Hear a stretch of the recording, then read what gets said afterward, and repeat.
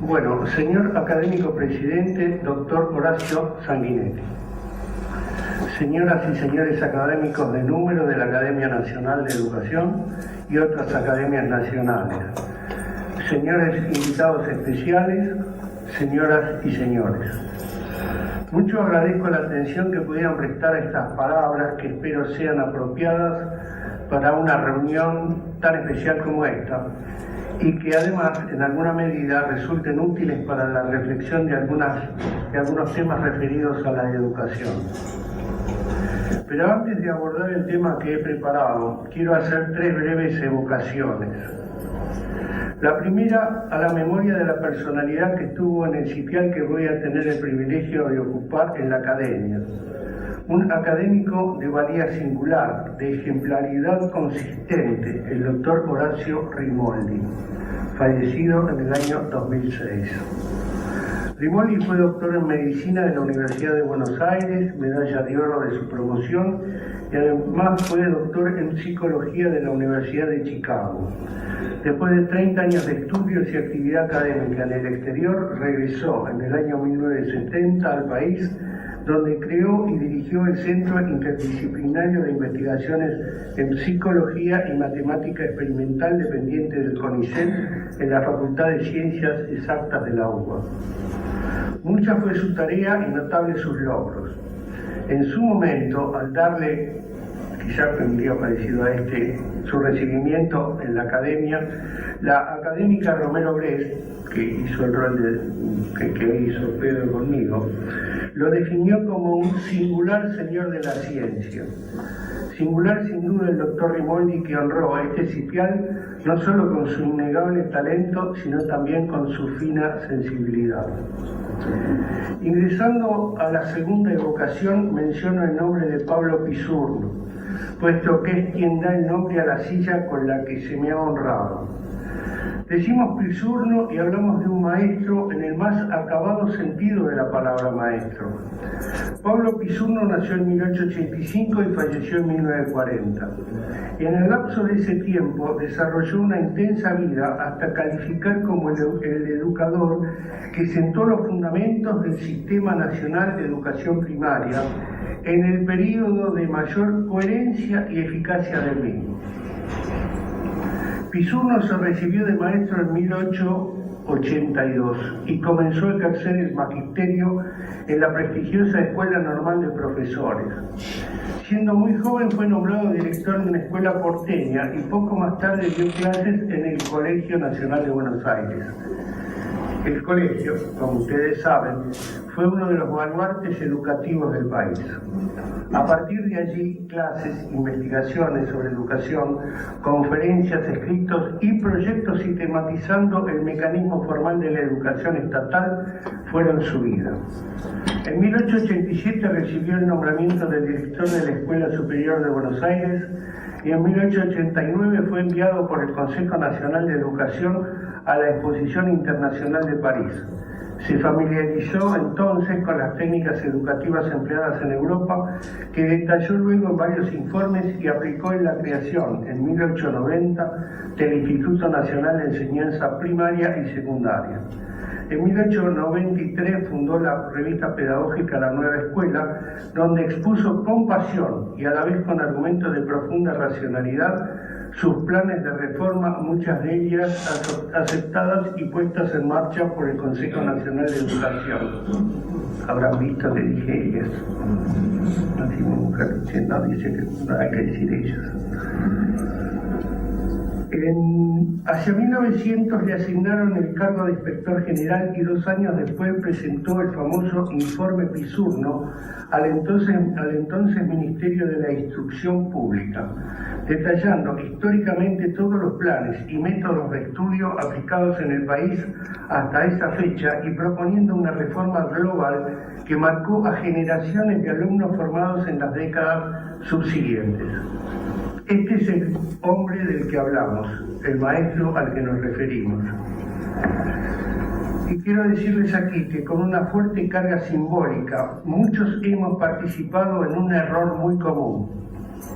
error que paradójicamente hace justicia y simboliza un reconocimiento a su enorme tarea en pro de la educación argentina.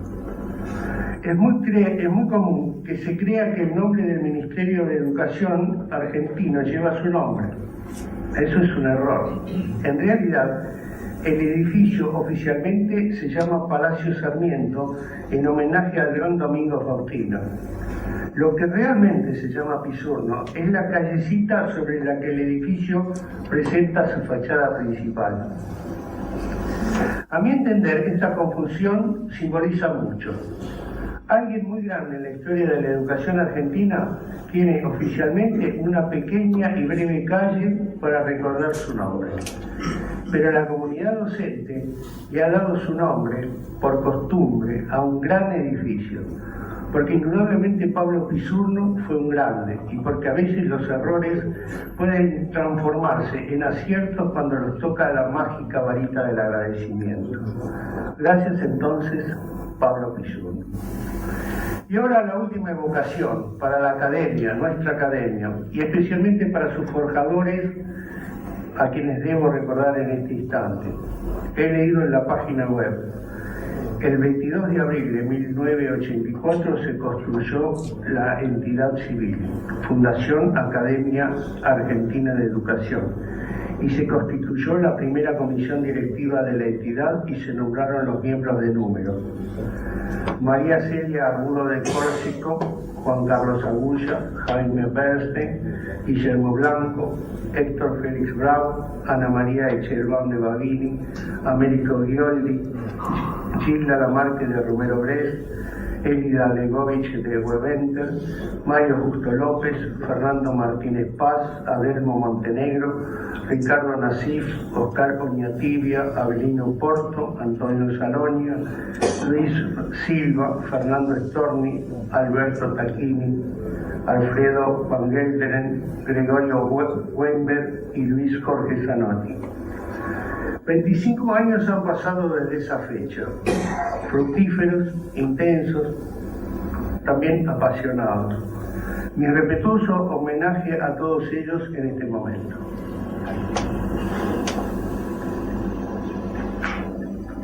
Bueno, y ahora voy a entrar en el tema que he preparado.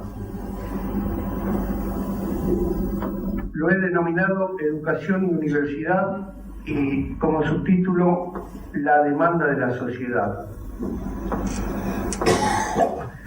Bien podríamos afirmar que desde las últimas décadas del siglo pasado hemos visto reverdecer una antigua creencia, o mejor dicho certeza, que sostiene la importancia de la educación como mecanismo válido para la consecución de la igualdad social.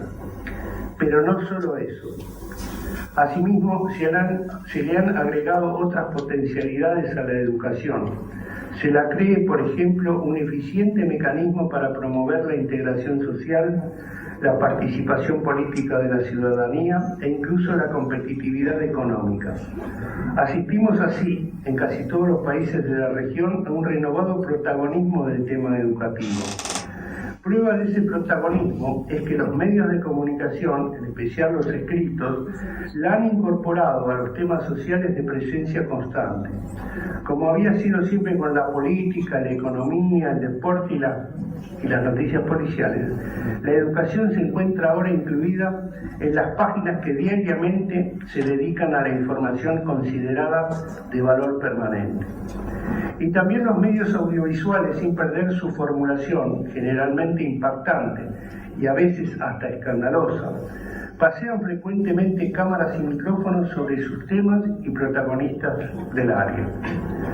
Por otra parte, tanto los organismos internacionales como los gobiernos nacionales invocan una y otra vez la necesidad de más presupuesto para mejorar la educación formal y así luchar contra la pobreza y la desigualdad. E incluso se la piensa como un remedio para eliminar la debilidad de las democracias, frenar la expansión de comportamientos fanáticos e impedir la proliferación del nuevo oscurantismo social. Se ha llevado así, mediante el fenómeno comunicacional contemporáneo, a una suerte de interpretación de la educación como polirremedio de muy diversos problemas de la sociedad. Ciertamente, la experiencia internacional luego de la Segunda Guerra Mundial sustenta con claros ejemplos esta creencia de que la educación es una poderosa palanca para el desarrollo y es un presupuesto imprescindible para la democracia. Una de las más conocidas teorías elaboradas en torno a la importancia económica, a su importancia económica, la teoría del capital humano, desarrollada entre otros por el economista Gary Becker, parte de afirmaciones tal vez clásicas, pensamientos formulados bastante atrás, desde finales del siglo XVII, que se referían a las contribuciones directas e indirectas que la educación tiene en los fenómenos del crecimiento económico y del desarrollo social. Pero este marco de afirmaciones comenzó a titubear en su aparente solidez cuando, producido el agotamiento del ciclo de crecimiento y desarrollo económico que siguió a la Segunda Guerra Mundial, se inició otro período de convulsiones sociales, especialmente en nuestra región, desembocando en lo que algunos autores dieron en llamar la crisis de la democracia. Fueron varios los investigadores y analistas sociales que comenzaron a plantear dudas en torno a estas certezas y comenzaron por distinguir la educación formal de la informal y continuaron preguntándose acerca de la real consistencia de una pretendida relación inequívoca, positiva y lineal entre esta educación formal, la democracia y el desarrollo económico. Y estas dudas aún nos perturban. Por eso llegamos a un hoy donde parecería no existir unanimidad ni en el marco teórico ni en el análisis empírico sistemático que permita asegurar que en los próximos años una población más escolarizada va a generar por sí sola suficientes condiciones para la construcción democrática, el crecimiento económico y el desarrollo social. No es descabellado preguntarnos sinceramente si la educación, y sobre todo la formal y la estatal, asegura y garantiza por sí misma, y sobre todo por sí sola, la resolución en el corto o en el mediano plazo de los evidentes problemas de violencia, de falta de cohesión social, de equidad económica y la más que visible pérdida en la vida política de principios y valores democráticos que estuvimos pregonando durante décadas. La educación formal tal vez pueda contribuir a ello, pero solo si están dadas ciertas condiciones y se reajustan positivamente otros factores. De un modo casi imprescindible, debiéramos contar además con crecimiento económico, con mecánicas de articulación social y sobre todo con sólida institucionalidad política. Es interesante ver cómo inteligentemente indica en un trabajo relativamente reciente el sociólogo mexicano Adrián Acosta Silva que quizá una de las grandes paradojas del mundo contemporáneo consiste en que en los tiempos de la globalización o la internacionalización de casi cualquier cosa, la educación permanezca como la última utopía. En un mundo en que, como hace tiempo, todo lo sólido parece desvanecerse en el aire y donde el novedismo, esa extendida creencia de que todos los problemas y posibles soluciones son enteramente nuevos e inéditos en la historia humana, no deja de sorprender suficientemente el hecho de que un asunto antiguo, la educación, se siga apreciando como la última utopía, el último lugar de las certezas y los proyectos para crear una sociedad buena, ese viejo ideal rusoniano. Es por lo tanto tal vez algo ilógico pretender de manera dogmática creer en una relación directa, simple e incuestionable sobre educación, democracia y de desarrollo económico. Sus resultados muchas veces contradictorios. A veces la realidad son parciales y muchas veces además enmarañados. Pero a pesar de ello, buena parte de la literatura internacional y local continúa manifestando su confianza en la educación formal y sobre todo en la estatal. Se sigue sosteniendo la hipótesis de que en un futuro habrá logros positivos en aquellas sociedades conforme al nivel de escolarización que están instalando para su población más joven. Para decirlo brevemente, todos terminamos sosteniendo que las democracias ricas, viejas y más educadas, es decir, altamente escolarizadas, tienen muchas más posibilidades de sobrevivir y consolidarse que las democracias jóvenes, pobres y escasamente educadas, y viendo en la educación formal la solución para ello.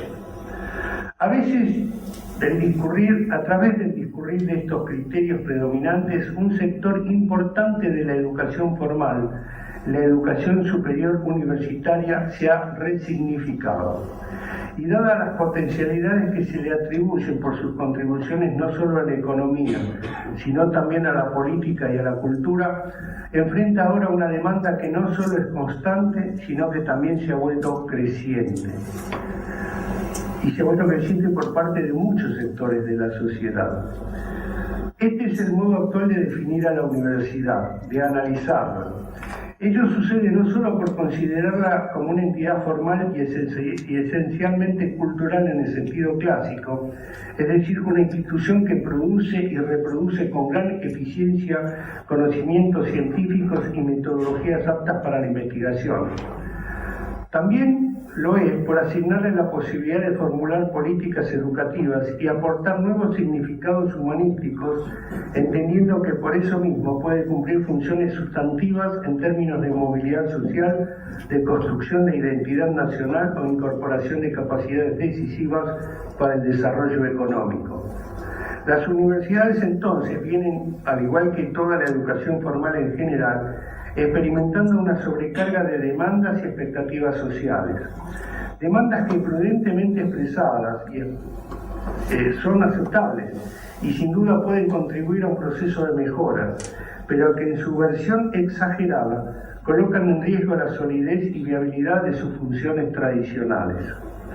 Nuestras universidades, en sus diversas versiones nacionales y regionales, de gestión pública o gestión privada, enfrentan un presente y un futuro complejos, en los que deberán poner a prueba, sin duda, su reconocida capacidad de adaptación. Sabemos que al hablar de educación,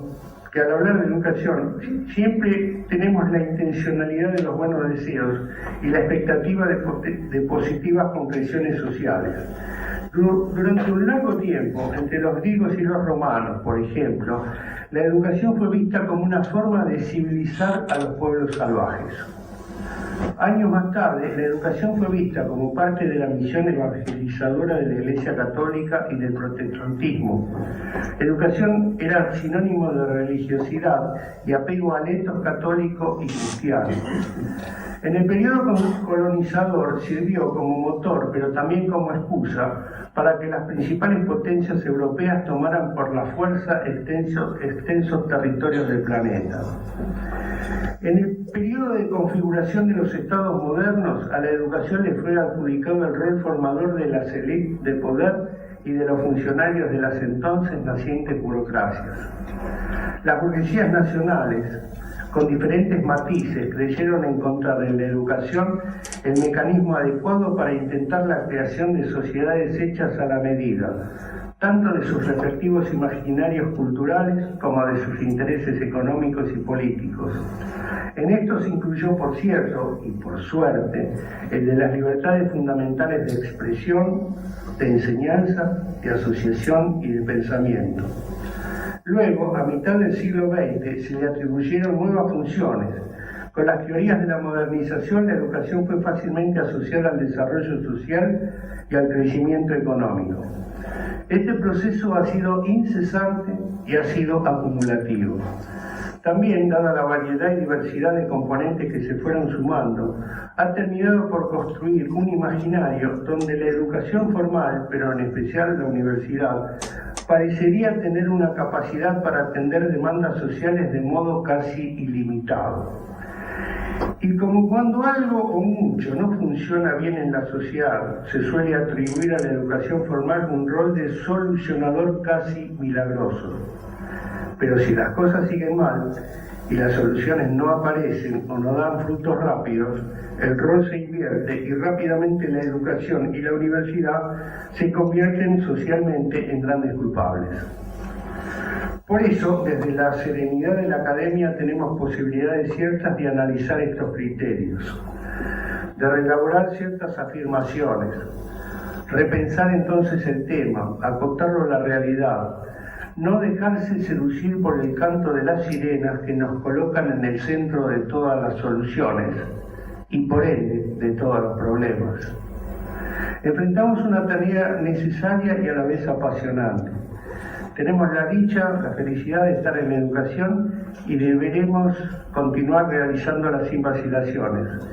Esto significa no quedarnos en la simple crítica, esto significa profundizar creativamente y estudiar detenidamente las experiencias exitosas que se han llevado a cabo en los últimos años en varios países, especialmente sobre los instrumentos pedagógicos que pueden aportar soluciones a los variados y complejos problemas que venimos enfrentando. Esto significa detenernos en el análisis de nuestra propia experiencia y en la investigación del resultado social concreto de nuestra legislación en materia universitaria, legislación aún vigente. Antes de emprender con apuro y sin definición precisa de objetivos, un cambio normativo de resultado tan aventurado como impredecible. Muchas gracias.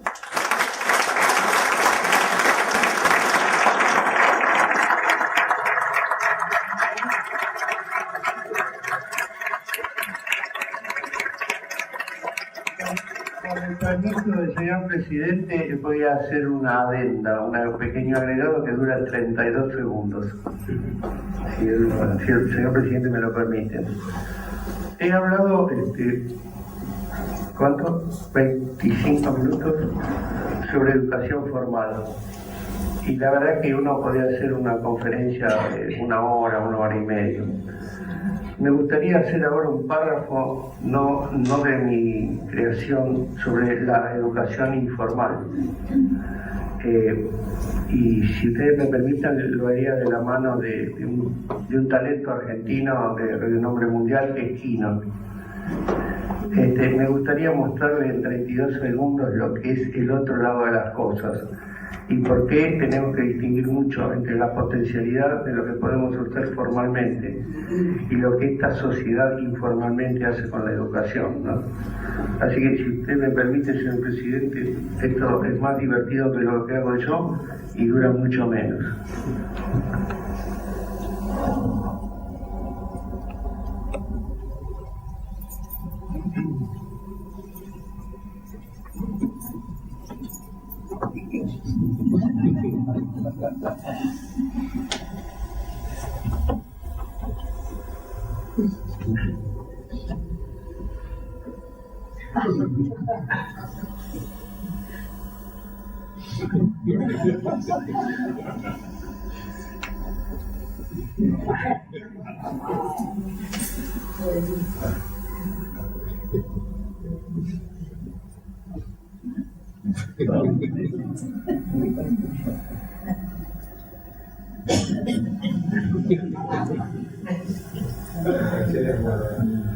Bueno, muchísimas gracias.